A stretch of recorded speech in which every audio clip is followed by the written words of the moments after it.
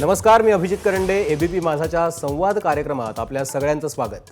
माझानं आज 14 वर्षांचा टप्पा पूर्ण केलाय. या प्रवासात महाराष्ट्रातील राजकीय, सांस्कृतिक, सामाजिक घडामोडी आणि चळवळी, कला, संस्कृती, संगीत, क्रीडा या क्षेत्रातील नवे बदलही टिपलेत आणि ते लोकांसमोर मांडलेही. 2007 पासून व्हिजन 2020च्या माध्यमातून महाराष्ट्राची दिशा आणि दशा याबाबत दोन्हीबाबत सतत पाठपुरावा केला. पण आता आपण सर्वांनीच एका नव्या दशकात प्रवेश केलाय. त्यामुळे पुढच्या काळात महाराष्ट्राच्या सर्वांगीण विकासाची दिशा कशी असावी त्याबद्दल फ्युचर लीडर्स काय विचार करतायत हे आपण जाणून घेतोय. आणि आत्ता आपल्यासोबत आहेत सुजात आंबेडकर. बहुजन वंचित आघाडीचा प्रयोग महाराष्ट्रात जेव्हा प्रकाश आंबेडकरांनी केला त्यावेळी सगळ्या काळामध्ये सुजातनं निवडणूक, पक्षीय राजकारण, युती आघाड्या हे जवळून बघितलंय.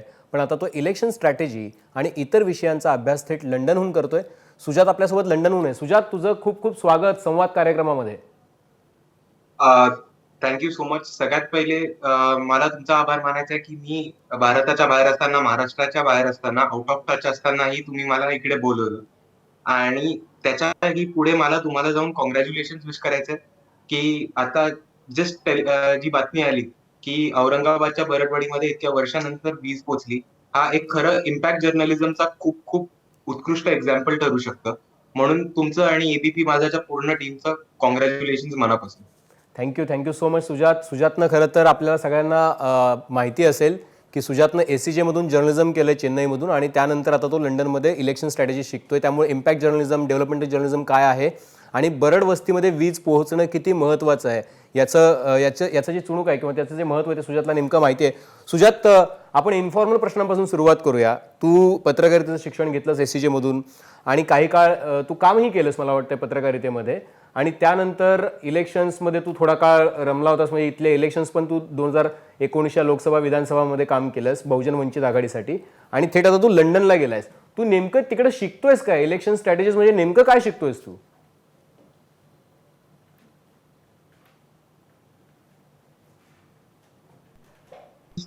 कॅम्पेनिंग अँड डेमोक्रेसी या नावाचा कोर्स आहे. तर आपल्याकडे पॉलिटिकल सायन्स जे शिकवलं जातं ते एकतर थिओरिटिकल शिकवलं जातं किंवा ही साइड शी साइड अशा भानगडीत शिकवलं जातं किंवा कोण काय म्हटलं असं शिकवलं जातं. त्याच्यावरून पुढे बघायला गेलो तर आपण जर ग्राउंडचं पॉलिटिक्स बघितलं तर आतापर्यंत इकडच्या प्रस्थापित पक्षांनी वोट बँक पॉलिटिक्स, समाजाचं पॉलिटिक्स, धर्माच्या नावावर पॉलिटिक्स केल्यामुळे वोटर्स चॉईस थिअरी, इलेक्शन्स कडे स्टॅटिस्टिकली बघणं, लोकांच्या मनात नक्की काय चालू आहे, ओपिनियन्स कसे जाणून घेणं, ह्याच्याकडे भारतात कधी नीट लक्ष नव्हतं दिलं आणि इलेक्शन्स हा एक खूप प्रस्थापितांचा, पैशावाल्यांचा आणि इकडच्या सवर्णांचा खेळ राहायला गेलाय. आणि जोपर्यंत आपल्याला इलेक्शन स्ट्रॅटेजी ही एक सिस्टमॅटिक इलेक्शन्स कडे स्टॅटिस्टिक्स वापरून जोपर्यंत बघता नाही येणार तोपर्यंत हे आपल्याला तोडणं मुश्किल दिसणार. पण सुजात, हे तू सगळं सांगितलंस हे खूप फॅसिनेटिंग आहे ऐकायला. पण मला एक गोष्ट तुला विचारायची आहे की तिथं म्हणजे शिकवलं जाणारं इलेक्शन स्ट्रॅटेजीचं शिक्षण आणि आपल्या देशामध्ये महाराष्ट्रामध्ये सुरू असलेलं प्रस्थापित पॉलिटिक्स याची सांगड घातली जाऊ शकते का? म्हणजे त्याचा वापर आपल्याकडे केला जाऊ शकतो का? त्याचा काही फायदा आपल्याकडे होऊ शकतो का? ह्याचा सांगड घालू शकते, ह्याचा फायदा पण होऊ शकतो. जर तुम्हाला बघायचं असेल डायरेक्टली तर माझा कोर्स जे शिकवतात ते 2014 पासून एका पद्धतीने प्रशांत किशोर हे अंमलात आणण्याचा प्रयत्न करतात.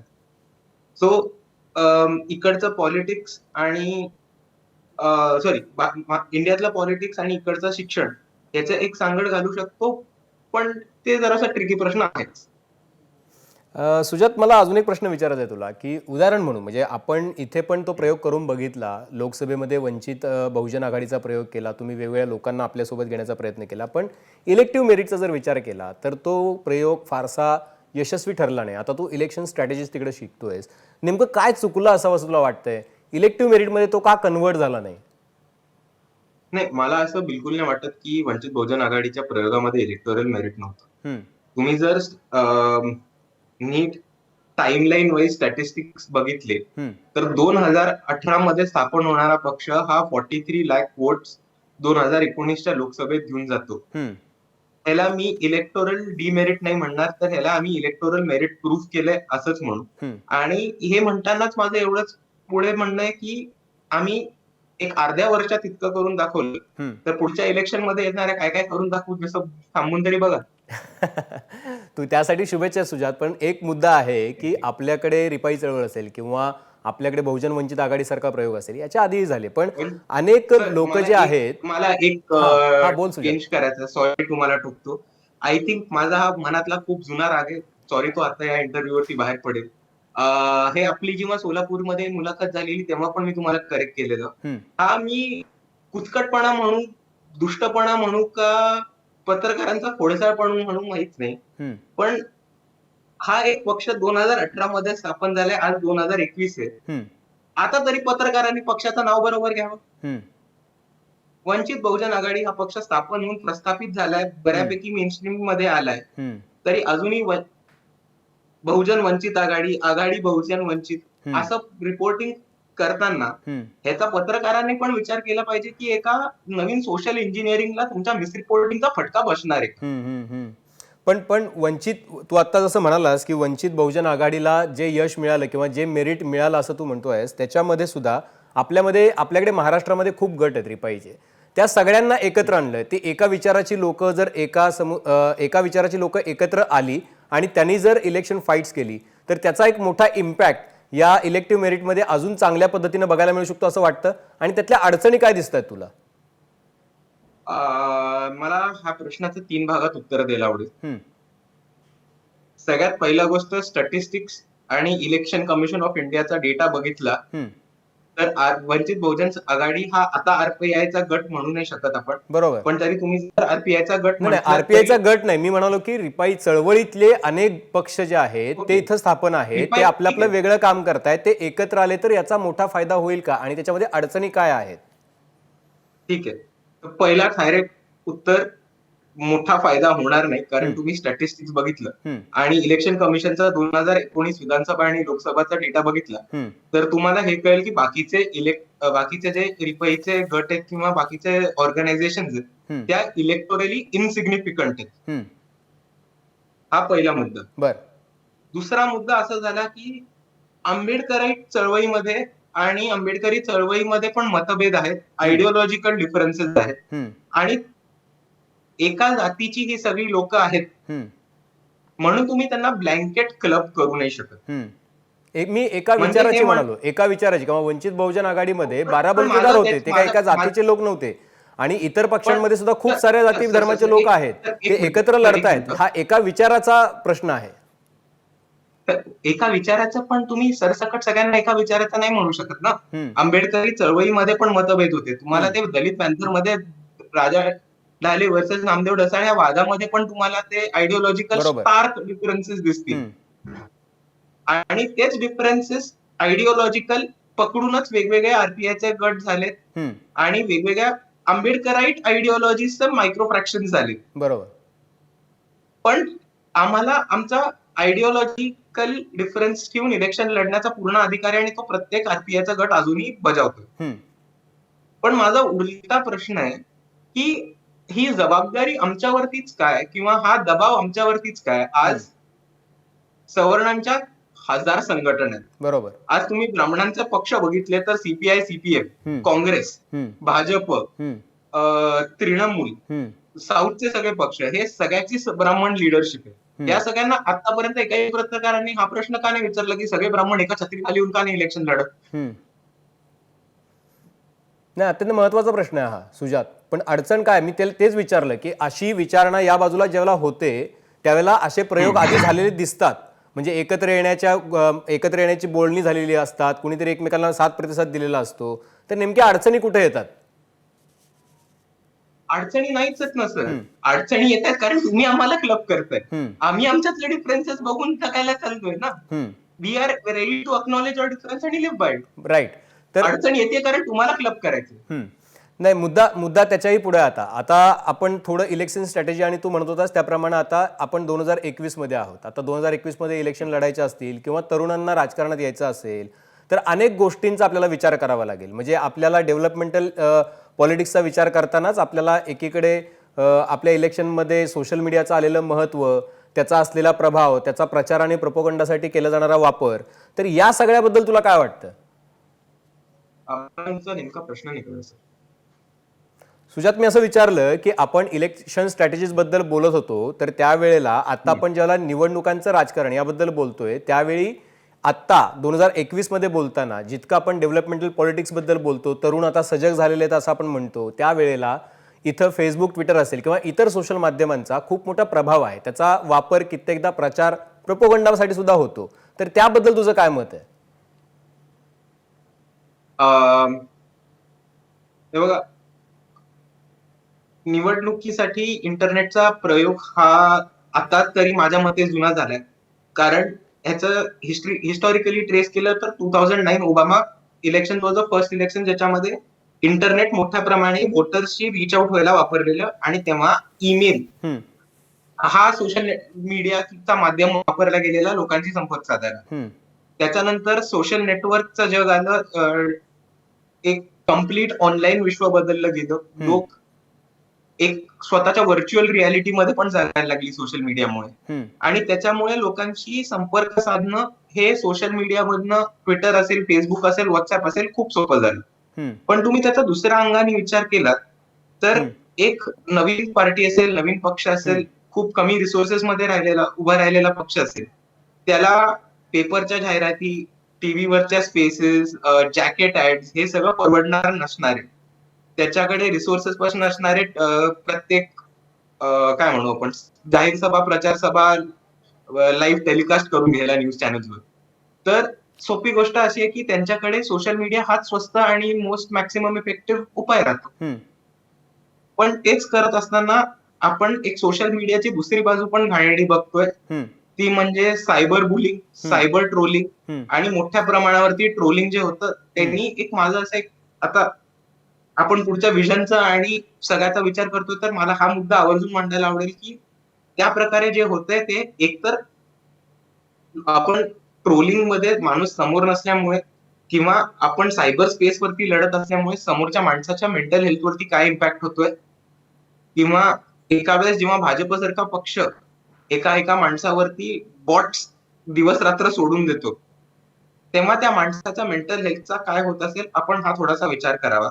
आणि तेच म्हणताना मी एक गोष्ट म्हणतो की आपण याच ट्रोलिंगमुळे आणि याच टोकाच्या भूमिकेमुळे आज पॉलिटिक्स मधला एक ह्युमन टच पण घालवतो. नाही, तो हा अतिशय महत्वाचा मुद्दा आहे की तो ह्युमन टच घालवतो. छोटासा मुद्दा मांडायचा आहे मला. बोल. म्हणजे आपण सगळे राहुल गांधींबद्दल चर्चा करतो, आपण सगळे राहुल गांधींबद्दल वाचतो, बोलतो, त्यांच्याविषयी चांगलं बोलतो, त्यांच्या काही गोष्टींवरती टीका करतो, बरेचसे लोक त्यांच्यावरती हसतात, सगळं मान्य. पण कोणीतरी, कुठल्याही पत्रकारांनी, इंटलेक्च्युअलनी, पॉलिटिशियननी, आयटी सेल मधल्या माणसांनी एक मिनिटं थांबून विचार केलाय की 2014 पासून जे चालू आहे त्याच्यामुळे राहुल गांधींच्या मेंटल हेल्थवरती काय इम्पॅक्ट झाला असणार आहे? तुला तुला सुजात असं वाटतंय की हे सगळं ट्रोलिंग आणि ज्या पद्धतीचं राजकारण, आणि त्याला कुणीही म्हणजे आडकाठी करत नाही, म्हणजे अगदी राष्ट्रीय पातळीवरचे नेते सुद्धा हे करू नका म्हणून आपल्या कार्यकर्त्यांना म्हणत नाहीत, संवेदनशील मन असलेली जी काही लोक आहेत त्यांच्यासाठी आताच्या घडीला राजकारण करणं हे खूप कठीण आहे असं वाटतंय तुला?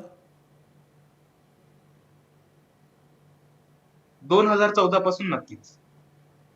आणि हे थांबवायचं असेल तर काय काय त्याच्यावरचे उपाय आहेत? कारण मी तुला माहिती आहे की आपण ज्यावेळेला मध्ये ज्याला बोललो किंवा वेगवेगळ्या इंटरव्ह्यूजमध्ये आम्ही हा प्रश्न विचारलेला आहे, सगळ्या पक्षाच्या नेत्यांना विचारला आहे की आपण ट्रोलिंग का नाही थांबवू शकत, आपण हेल्दी क्रिटिसिझम करू शकतो, आपण तो अधिकार आपल्याला सगळ्यांना दिलाय, पण हे ट्रोलिंग जे आहे, एकमेकांच्या बद्दल बिभत्स लिहिणं जे आहे ते आपण थांबवू शकत नाही का? ह्यामध्ये यंग जनरेशन जास्त म्हणजे हिरिरीनं भाग घेते, हे जास्त धोकादायक आहे, ते कशामुळं मग?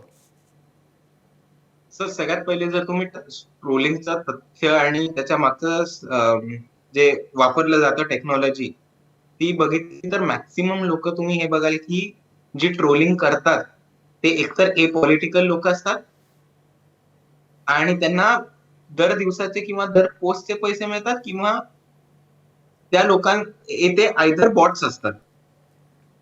सो तुम्हाला एक गोष्ट समजून घ्यायला लागेल की आज जे रिसोर्सेस वाले पक्ष आहेत त्यांनी अख्खेच्या अख्खे MNC सारखे मोठ्या मल्टीनॅशनल कॉर्पोरेशन सारखे स्वतःचे बिल्डिंग आणि ऑफिसेस उघडून ठेवले, जिकडे एक IT कंपनी जशी चालेल त्याच जोरावरती ट्रोलिंगसाठी लोक बसवली जातात, बॉट्स अपॉइंट केले जातात, बॉट्स विकत घेतले जातात हम्म, आणि मोठ्या प्रमाणावरती ट्रोलिंग होते. हम्म, पण तुम्ही जर एक बघितलं तर एक कुठला छोटा पक्ष असेल ज्याची कार्यकर्ते स्वतः सोशल मीडिया सेल चालवतात किंवा त्याचे कार्यकर्ते स्वतः सोशल मीडिया सेल मध्ये व्हॉलेंटिअर करून भूमिका घेतात, हम्म. तेव्हा तुम्हाला एक स्टार्क डिफरन्स दिसेल की इकडे भूमिका मांडल्या जातात, पक्षाचे अजेंडे मांडले जातात आणि क्रिटिसिझम हा इंटेलेक्च्युअल आणि पॉलिटिकल राहतो. हम्म. पण तुम्हाला एक आता नवीन फळी पण ह्याच्या पुढे म्हणजे ह्या काय रेव्होल्युशनला काउंटर रेव्होल्युशन पण दिसेल, की म्हणजे आता कोणी हेल्दी क्रिटिसिझम केला किंवा कोणी क्रिटिसिझम किंवा अनालिसिस सुद्धा केलं तरी मला ट्रोल केलं जातं म्हणून लोक बोंब पण मारतात. बरोबर.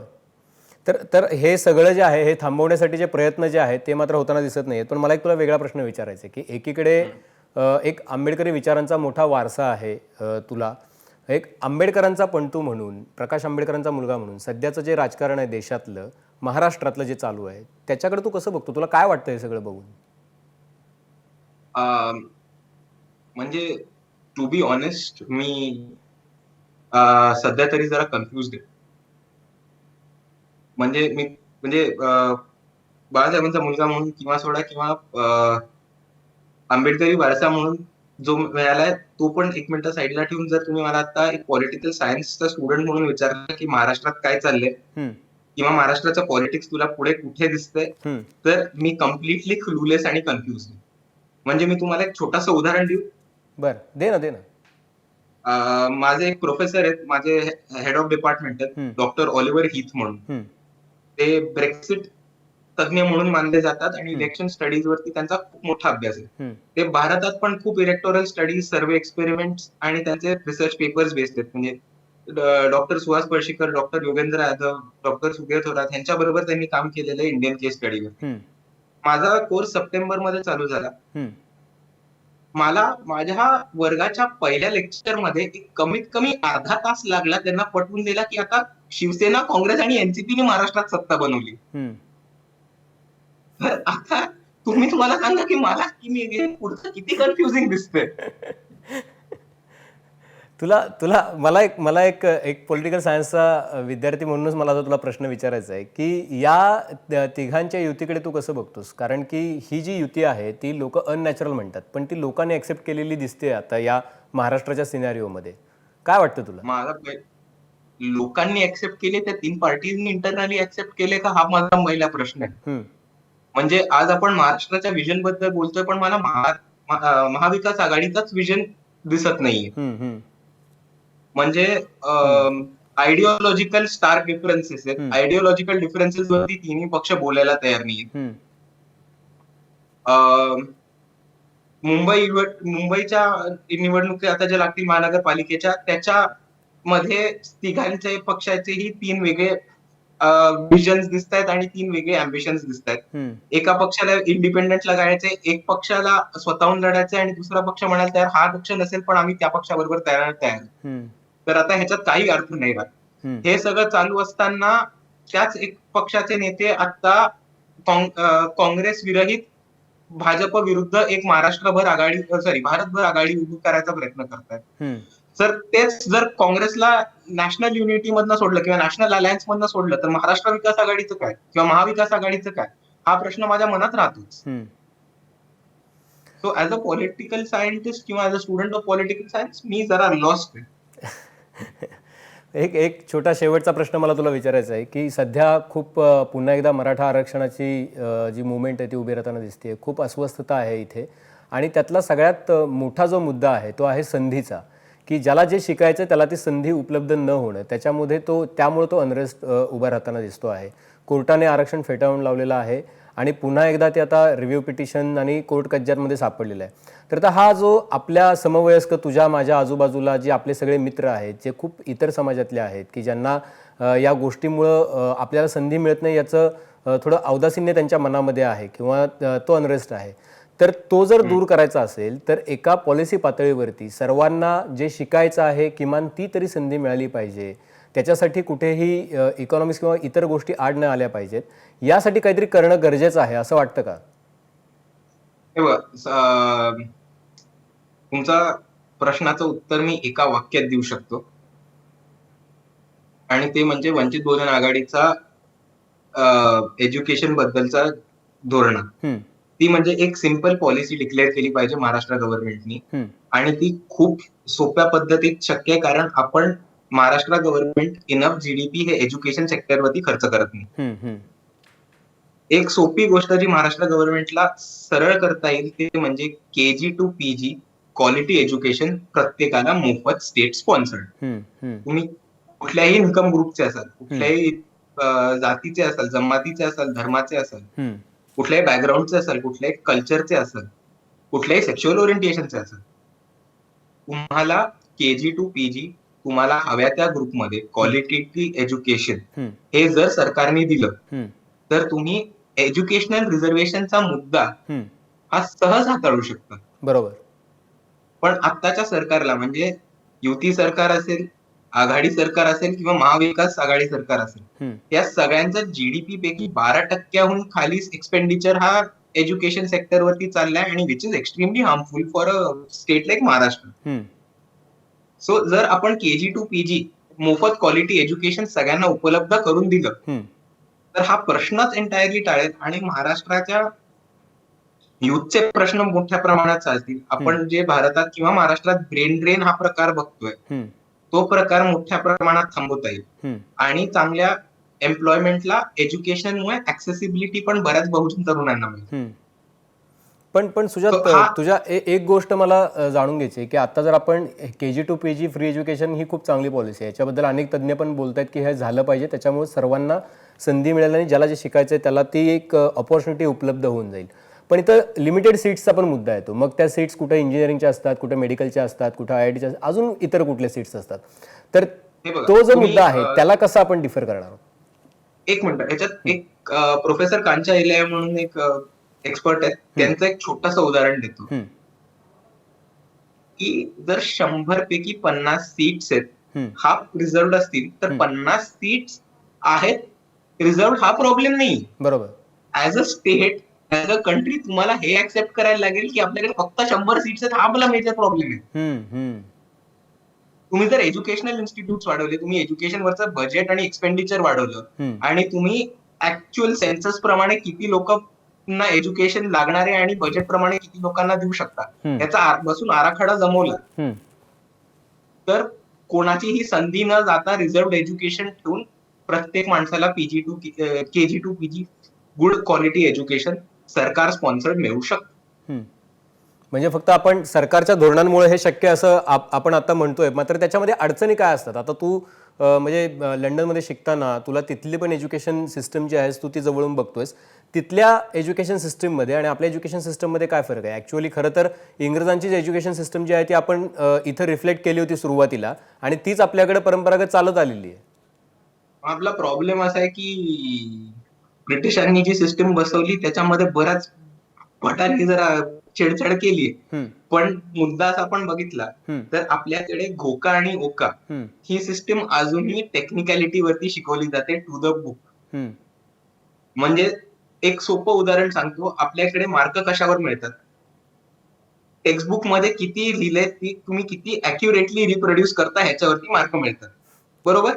बरोबर. जर मी असा प्रोजेक्ट माझ्या इकडे युनिव्हर्सिटीमध्ये सबमिट केला तर मी प्लेजरिझम साठी सगळ्यात पहिले फेल. हम्म, हम्म, तर आपल्याकडे क्रिटिकल थिंकिंग, हम्म, out of the box thinking, एका प्रश्नाला चिकित्सेने अनालाइज करणं, त्याचं अनालिसिस करणं, त्याचे फायदे तोटे ओळखणं, हम्म, त्याच्यावरती स्वतःचा विचार करणं, क्रिएटिव्हली थिंकिंग, ओरिजिनॅलिटी, माझ्या विचारातली ओरिजिनॅलिटी, हम्म. हे इंडियामध्ये कुठे एज्युकेशन सिस्टम मध्ये येत नाही. सुजात, या मुद्द्याला धरूनच मला अजून एक प्रश्न विचारायचा आहे की खरं तर म्हणजे मी कॉलेजला असताना चित्रा नायकांचा एक लेख वाचला होता, ज्याच्यामध्ये त्या म्हणाल्या होत्या की शिक्षणाने आपल्याकडच्या जातीयतेचा प्रश्न सुटणार नाही आहे. लोक जितकी शिकतील तेवढ्या त्यांच्या जातीय भावना ज्या आहेत त्या टोकदार होत जातील. तर आपल्याकडे एवढं शिकल्यानंतर आपल्या हातामध्ये 4Gचा मोबाईल आला, 5Gचे वेध लागले. आपल्या आता फर्ग्युसनमध्ये तू शिकलायस, तू ACJमध्ये शिकलायस, तू तर लंडनमध्ये शिकतोयस, पण आपल्याकडे भारतामध्ये ज्या वेळेला इलेक्शन्स किंवा ज्या वेळेला अशा पद्धतीच्या मुवमेंट्स उभ्या राहतात त्यावेळेला त्याला एक जातीचा आधार दिला जातो. आपल्यातल्या बऱ्याच म्हणजे आपल्या आधीच्या धुरीणांना सुद्धा हा प्रश्न सुटला नाही की आपण का नाही आपण त्याच्यामधून बाजूला करू शकलो. तर हा इतका मोठा फॅक्टर आपल्या आयुष्यातला होऊन बसलाय का? तुझा काय अनुभव आहे तुझ्या मित्रांमधला, तुझ्या समवयस्कांमधला, तू ज्या वेळेला तुझ्या चळवळीमध्ये काम करतो किंवा वंचितमध्ये काम करतो त्यावेळेचा, किंवा बाहेरचं राजकारण बघतो त्यावेळेचा? मला खरंच तुमचा प्रश्न कळला नाही, सॉरी सर. मी म्हणालो की आपल्याकडे ज्या वेळेला आपण ह्या सगळ्याचा विचार करतो त्यावेळेला आपल्याकडे अजून पण म्हणजे जातविरहित विचार जो आहे तो अजूनही स्वीकारला जात नाही, किंवा राजकारणात असेल किंवा चळवळींमध्ये असेल किंवा शाळा कॉलेजांमध्ये आपण शिकतो त्यावेळेला फारसं जाणवत नाही. पण ज्या वेळेला आता तू चळवळींमध्ये काम करतोस, वंचितमध्ये काम करतोस, राजकीय पटलावरती काम करतोस, ज्यावेळेला इलेक्शन्स येतात त्यावेळेला मात्र सगळ्यात पहिल्यांदा पुढचा आधार जो बनतो तो जात बनतो. तर आपल्याकडे नेमका प्रॉब्लेम काय? आपली तरुण पिढी सुद्धा जी आत्ता 4G 5G कडे आणि टेक्नॉलॉजी AI आणि रोबोटिक्सकडे चालली आहे ती सुद्धा यातून बाहेर का नाही पडू शकत असं तुला वाटतं? तुझा काय अनुभव आहे आजूबाजूचा? एकतर मी सगळ्यात पहिले माझा मागचा मुद्दा म्हटला त्यालाच बांधून चालतोय, की आपल्याकडे क्रिटिकल थिंकिंग ह्याच्याकडे विचारच नाही केला जात. आपल्याकडे टेक्निकल थिंकिंग ह्याच्यावरतीच भर दिला जातो. हे म्हणजे फॉर एक्झाम्पल आपल्याला नुसतं टेक्स्टबुक मध्ये शिकवलं जातं की हे असं होतं, इतिहासात हे असं झालं. आपल्याला कधीच कोणी 5 मिनिटं थांबून विचार करायला नाही सांगितलं की अरे विचार केलास का, हे असं का झालं, हे असं सिस्टीम का आली. आणि आपण जोपर्यंत लहान पोरांना आणि स्टुडंट्सना हा विचार करायला शिकवत नाही, प्रत्येक गोष्ट जी आपल्याला शिकवली जाते ती जशी आली तशी कन्झ्युम न करतात, त्याची चाचपणी करून ती चांगली आहे की नाही, त्याचे डिसएडव्हान्टेजेस ऍडव्हान्टेजेस काय आहेत, जोपर्यंत आपण ओळखायला शिकत नाही तोपर्यंत एज्युकेशनचा तसा काय म्हणू आपण, education will be just a functional thing. त्यांनी आपलं प्रबोधन नाही होणार, आपण एनलाइटन नाही होणार आहोत, आपण नुसतं फंक्शनल होऊ एज्युकेशन. म्हणजे मला 3-4 मशीन्स बनवता येतील, मला 4-5 भिंती उभ्या करता येतील, पण मला आज माझ्या आजूबाजूच्या होणाऱ्या घटनेवरती बरोबर प्रश्न विचारता येणार आहेत. आपलं एज्युकेशन आपल्याला क्वेश्चनिंगची अबिलिटी देतोय का, हा आपल्या सगळ्यात समोरचा मोठा प्रश्न आहे. आणि आपण जर तो ओळखला तर त्याच्यावरनं आपल्याला पुढचा आन्सर इझिली मिळून जाईल. सुजात, मला अजून एक प्रश्न विचारायचा आहे, तो म्हणजे की तुला आता एक तरुण म्हणून देशातल्या महाराष्ट्रातल्या राजकारणाबद्दल तू बोललास की तुला आत्ता तर क्लूलेस असल्यासारखं वाटतंय, पण आंबेडकरी राजकारणाचं भवितव्य तुला महाराष्ट्रात आणि देशात काय दिसतंय? भविष्यात काय करायला पाहिजे नेमकं?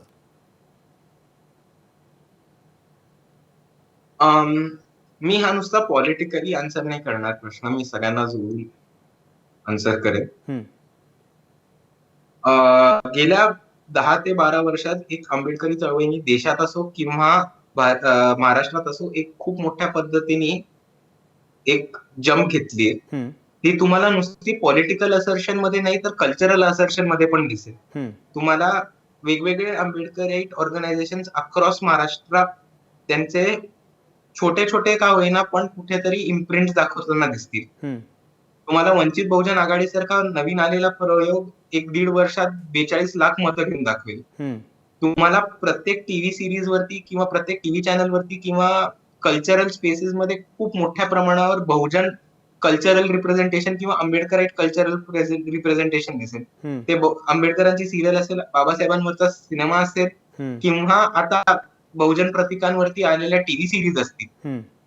हे तुम्हाला खूप मोठ्या पद्धतीत आजूबाजूला तुम्हीच बघितलं तर तुम्हाला पण जाणवेल की मोठ्या पद्धतीत कल्चरल असर्शन उभं राहतं. आणि मार्क माय वर्ड्स, हे कल्चरल असर्शन पुढच्या काही येतात दिवसात वर्षात पॉलिटिकल असर्शन मध्ये नक्की बदलेल.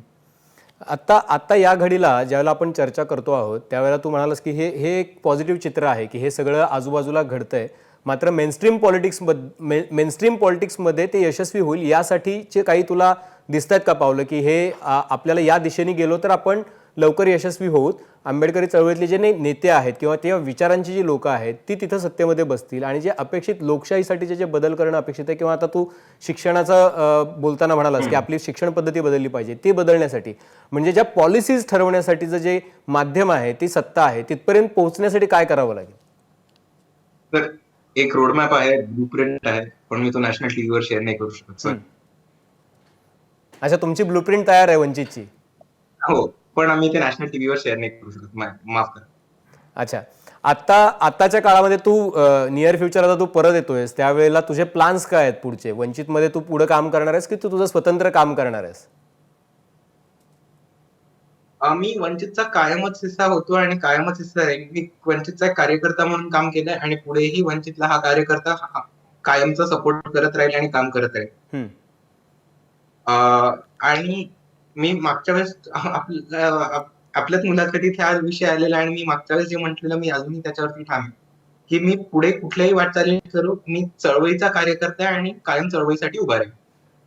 अच्छा, तू चळवळीचा कार्यकर्ता आहेस आणि चळवळीसाठी उभा राहणार आहेस. पण मला जाता जाता तुला एक छोटासा प्रश्न विचारायचा आहे की तुझ्यावरती डॉक्टर बाबासाहेब आंबेडकरांचा काय प्रभाव आहे? त्यांनी तुला काय दिलं आणि डॉक्टर ॲडव्होकेट बाळासाहेब आंबेडकरांकडून तुला काय मिळाले? हे म्हणजे हा मोठा वारसा आहे तुला मिळालेला.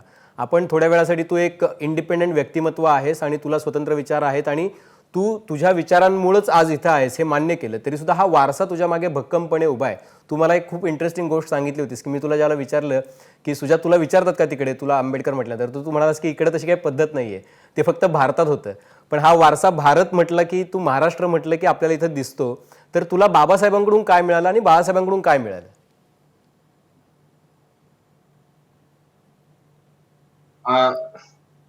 खरं बोलायचं झालं तर मला ह्या प्रश्नाचं उत्तर पुढच्या 2 मिनिटात किंवा या टीव्ही सेगमेंट मध्ये देण्यासारखं नाही.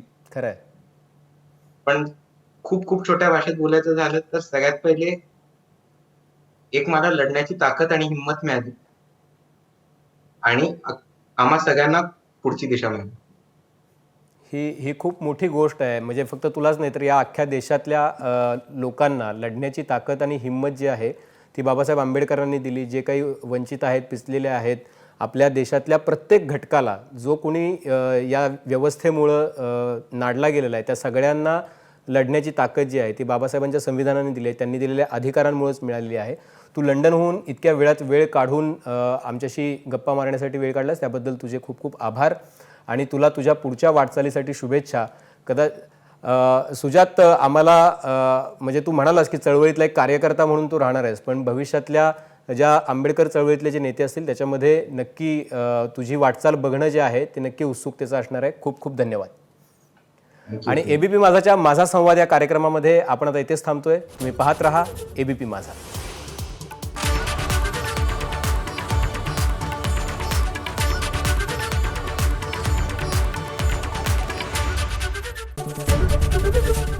एबीपी माझा, उघडा डोळे बघा नीट.